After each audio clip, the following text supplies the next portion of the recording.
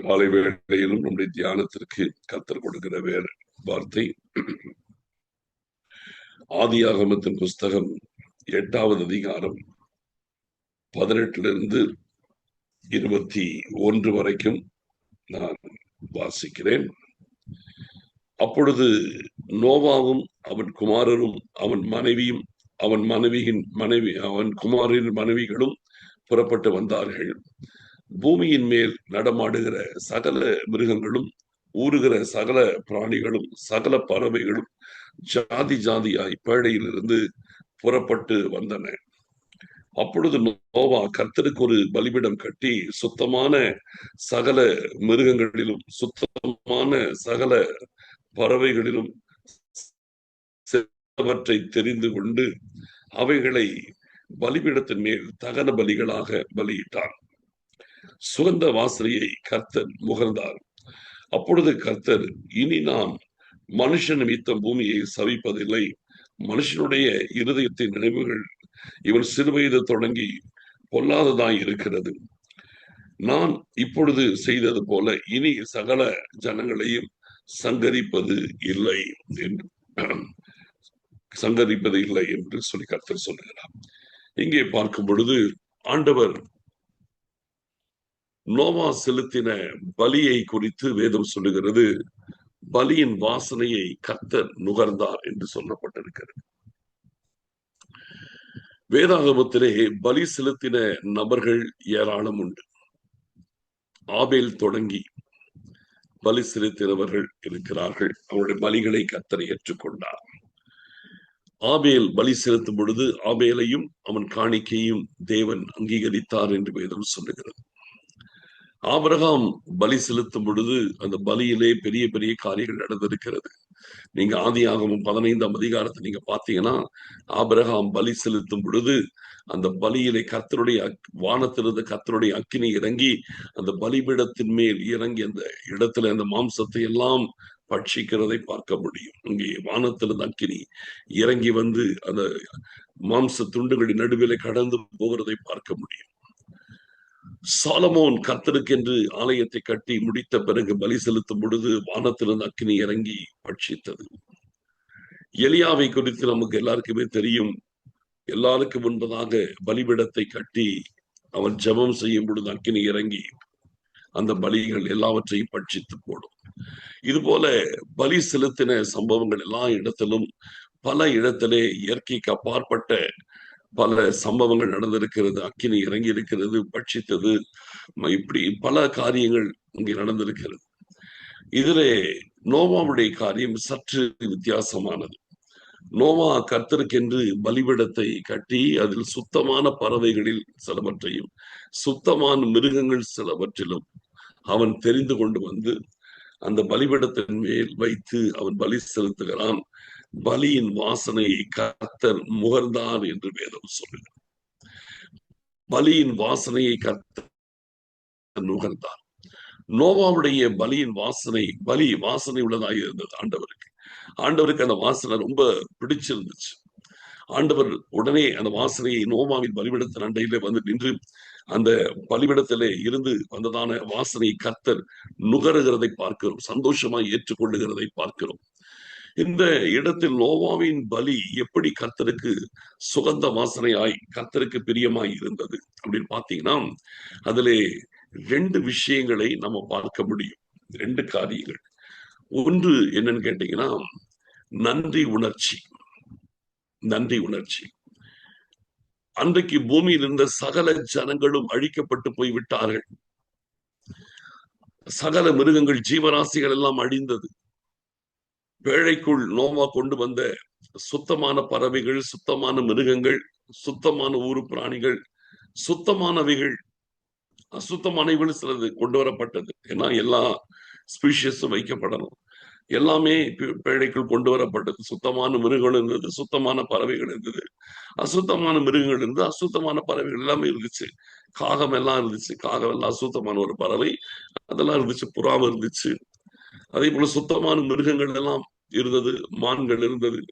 அதே போல சுத்தமான ஆடுகள் இருந்தது, மாடுகள் இருந்தது. அசுத்தமான மிருகங்களும் இருந்தது, காட்டு ஜீவராசிகள், அசுத்தமான மிருகங்களும் இருந்தது, பன்றிகள் இருந்தது, எல்லாமே இருந்தது.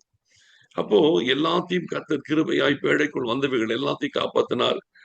மனித குலத்திலே நோவாவின் குடும்பம் மாத்திரம் பாதுகாக்கப்பட்டிருக்கிறது. இப்போ அந்த பலிபீடத்தை, அந்த பேழையை விட்டு இறங்கி நோவா சமதளத்தில் நடந்து வரும் பொழுது அவனுடைய உள்ளத்திலே பார்க்கிறான், எல்லாம் அழிஞ்சு கிடக்குது, எல்லாம் அழிஞ்சு போயிடுச்சு, தன்னுடைய குடும்பம் மாத்திரம் பாதுகாக்கப்பட்டிருக்கிறது. எல்லாம் அழிந்தது, தன்னுடைய குடும்பம் மாத்திரம் பாதுகாக்கப்பட்ட அந்த இடத்துல இருக்கிறாங்க. நோவாவுடைய ஃபேமிலி மட்டும்தாங்க இருக்குது. அதை நோவா பார்க்கும் பொழுது அவன் இருதயம் உடைஞ்சிருக்கும். எல்லாரும் அழிஞ்சிட்டாங்க, ஆனால் என் குடும்பத்திற்கு கர்த்தர் எவ்வளவு கிருபை பாராட்டி இருக்கிறார், என் குடும்பம் பாதுகாக்கப்பட்டிருக்கிறது. இவ்வளவு பெரிய சேதம், இவ்வளவு பெரிய அழிவு என்னை சுற்றிலும் நடந்திருக்கிறது, ஆனால் நானும் என் குடும்பமும் கர்த்தருடைய கிருபையினாலே ஜீவனோடு வைக்கப்பட்டிருக்கிறோம். அதை நினைக்கும் பொழுது நோவாவுடைய இருதயத்தின் ஆழத்திலிருந்து புறப்பட்டு வந்த நன்றி உணர்ச்சி, அந்த பலியின் வாசனை தேவனாகி கர்த்தர் நுகர்ந்ததற்கான முதல் காரியம் நன்றி உணர்ச்சி.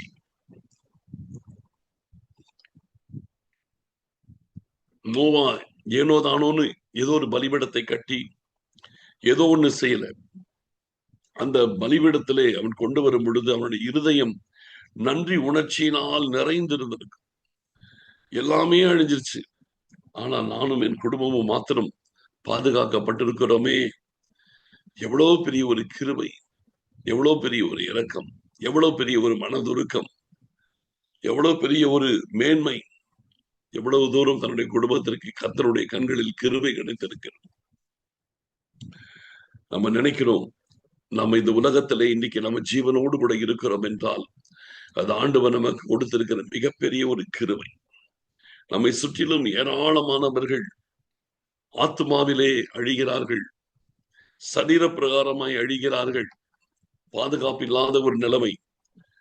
அப்போ இன்றைக்கு நீங்களும் நானும் ஜீவனோடு இருக்கிறோம் என்றால் நம்ம நினைச்சு பார்க்கணும், இது எல்லாமே தேவனுடைய சுத்தமான கிருபை, அவருடைய இரக்கம். இன்னைக்கு உலகம் முழுவதிலும் பாத்தீங்கன்னா பதட்டமான சூழ்நிலைகள் இருக்கிறது இல்லையா? அந்த வளைகுடா பகுதியிலே ஏற்படுகிற இந்த யுத்தத்திலே எத்தனையோ அப்பாவி ஜனங்கள் கொல்லப்படுகிறார்கள். எவ்வளவு இடத்திலே ஜனங்கள் எவ்வளவு ஒரு வேதனையோடு இருக்கிறாங்க. ஆனால் ஆண்டவராகிய கர்த்தரோ நம்மை ஜீவனோடு கூட வைத்திருக்கிறார். எத்தனையோ பேர் அப்பாவிகள் எல்லாம் மறிக்கிறாங்க, ஆனால் நீங்களும் நானும் இன்னைக்கு ஜீவனோடு தேவ சமூகத்தில் உட்கார்ந்து ஆண்டவரை துதித்துக் கொண்டிருக்கிறோம் என்றால் இதுதான் ஆண்டவர் நமக்கு பாராட்டி இருக்கிற மிகப்பெரிய ஒரு கிருபை. என்னைக்குமே ஒரு தேவ பிள்ளை இதை நம்ம உணரணும். நான் நிர்மூலமாகாதிருப்பது கர்த்தருடைய கிருபை, அவருடைய இரக்கங்களுக்கு முடிவே இல்லை, அவைகள் காலைதோறும் புதிதாய் இருக்கிறது. ஒவ்வொரு நாளிலும் தேவ கிருபை நம்மை புதிதாய் நம்மை பாதுகாத்து நம்மை வழி நடத்தி வருகிறது. அதை நம்ம நினைக்கணும்.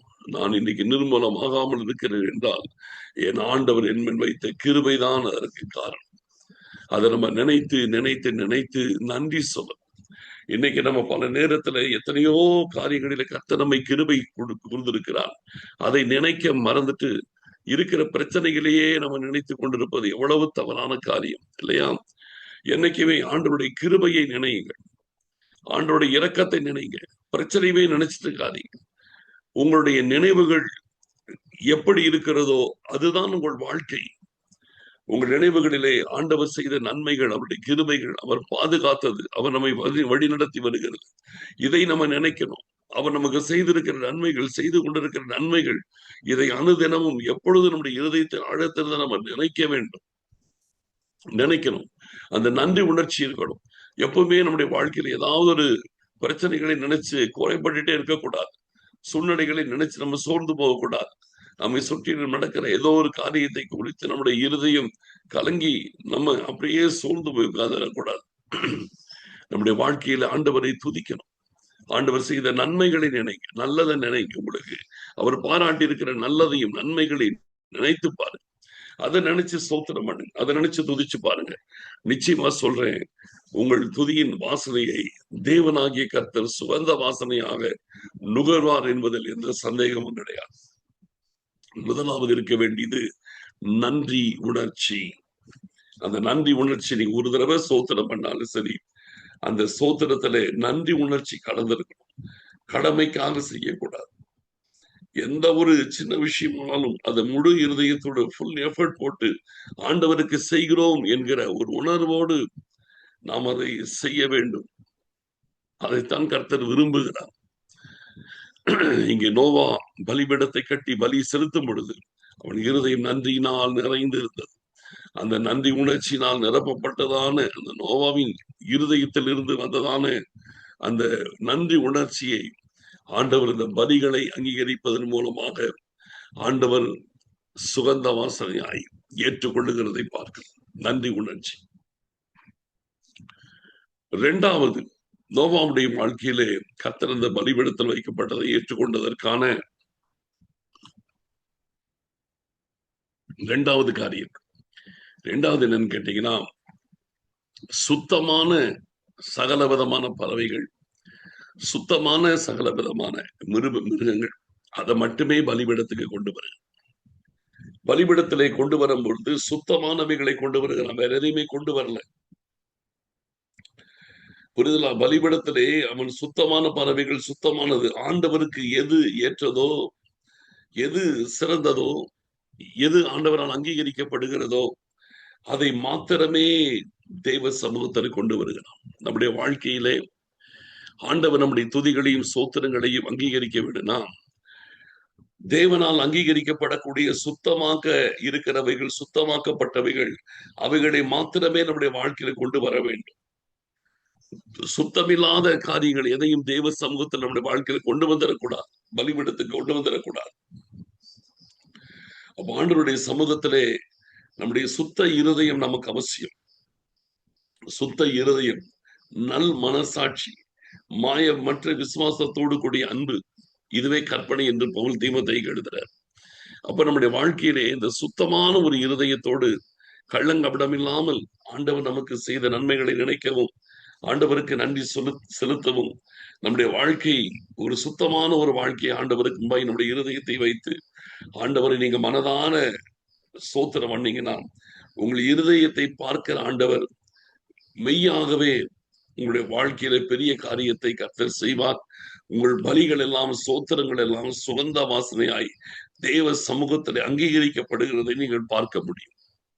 அதனாலே சுத்தமானதை மட்டும் கொண்டு வந்தாரு, அசுத்தமானதை எதையுமே பேழையிலிருந்து இறக்கி அவர் தெய்வ சமூகத்தில் பலிபீடத்துக்கு கொண்டு வரவில்லை. அதனால உங்களுடைய இருதயம், அந்த சுத்த இருதயத்தை கர்த்தர் பார்க்கிறார். அந்த சுத்த இருதயத்தை நிமித்தம் கர்த்தர் அந்த பலிகளை ஆண்டவர் சந்தோஷமாய் ஏற்றுக்கொள்ளுகிறதை பார்க்கிறோம். ஆகினாலே முதலாவது நன்றி உணர்ச்சி நம்முடைய வாழ்க்கையில் இருக்கணும். இரண்டாவது, எந்த விதத்தில் நம்மை கரைப்படுத்திக் கொள்ளாத ஒரு சுத்தமான இருதயத்தோடு வாழ்க்கையோடு தேவ சமூகத்தில் நாம் இருக்க வேண்டும். அப்பொழுது கர்த்தர் மெய்யாகவே நம்முடைய பலிகளை அங்கீகரித்து கர்த்தர் நம்மை ஆசிர்வதிக்க வல்லவராய் இருக்கிறார். எல்லாரும் ஆண்டவரை நோக்கி பார்க்கலாம். ஸ்தோத்திரம் ஆண்டவரே, நாங்கள் உம்மை ஸ்தோத்தரிக்கிறோம், ஸ்தோத்தரிக்கிறோம், ஸ்தோத்தரிக்கிறோம். அப்பா சோதரம், தேங்க்யூ ஜீசஸ். உமக்கு நன்றி செலுத்துகிறோம் அப்பா. ஆண்டவரே, எங்கள் வாழ்க்கையில் நாங்கள் செலுத்துகிற பலிகள் இவைகள் சுகந்த வாசனையாய் ஆண்டவரே நீங்கள் நுகர வேண்டும் என்றால், அதை ஏற்றுக்கொள்ள வேண்டும் என்றால், ஆவிக்குரிய வாழ்க்கையில எங்களுக்கு நீங்க வைத்திருக்க அந்த ரகசியத்தை பின்பற்ற எங்களுக்கு கிருபை செய்யுங்கப்பா.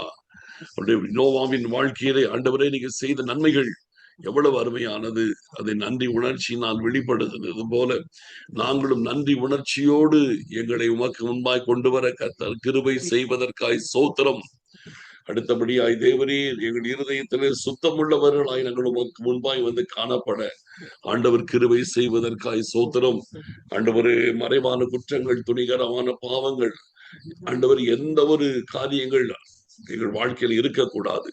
சுத்த இருதயத்தோடு நல் மனசாட்சியோடு உமக்கு முன்பாய் நாங்கள் பலி செலுத்துகிறவர்களாய் இருக்க ஆண்டவர் கிருபை செய்வதற்காக ஸ்தோத்திரம், ஸ்தோத்திரம், ஸ்தோத்திரம், ஸ்தோத்திரம், ஸ்தோத்திரம். தாழ்த்தி அர்ப்பணிக்கிறோம். மகிமைப்படுங்க. துதிகன மகிமையாவும் உமக்கு செலுத்துகிறோம். இயேசு கிறிஸ்துவின் மூலம் ஜெபிக்கிறோம் நல்ல பிதாவே, ஆமென். என் ஆத்துமாவே கர்த்தரை சோதரி, என் முழு உள்ளமே அவருடைய பரிசுத்த நாமத்தை சோதரி. என் ஆத்துமாவே கர்த்தரை சோதரி, அவர் செய்த சகல உபகாரங்களை மறவாதே. ஆமென்.